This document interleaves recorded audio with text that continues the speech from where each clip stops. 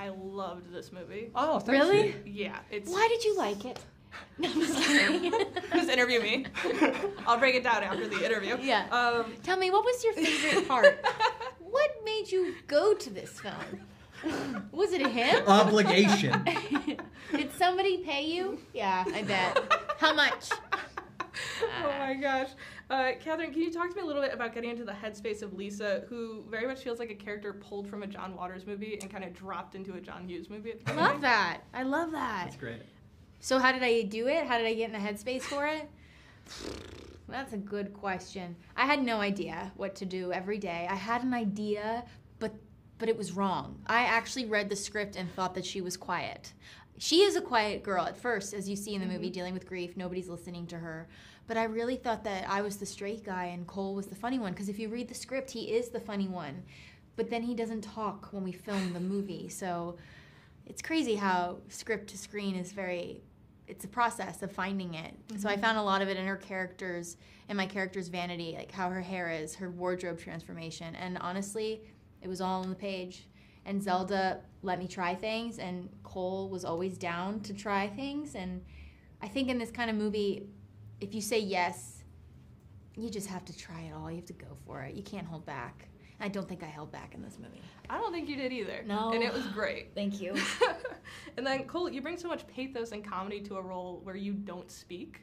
What was the most challenging part of that process? Was it hard to not speak? Yeah. Yeah, I bet. Yeah. That little annoyance part of my brain was like, well, let me speak. I want to annoy people.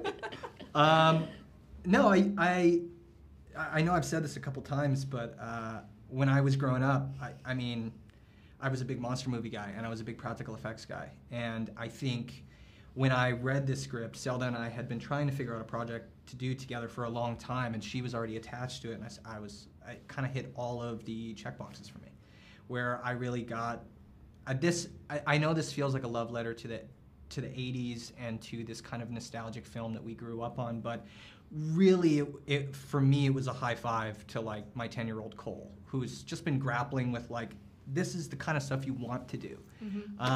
So I didn't really find it challenging. I found it really exciting. I mean, it was difficult, but I think when you're having fun and you're kind of working with friends and you're doing something that you really enjoy, you go, yeah, this makes sense, totally. I get it. I love that.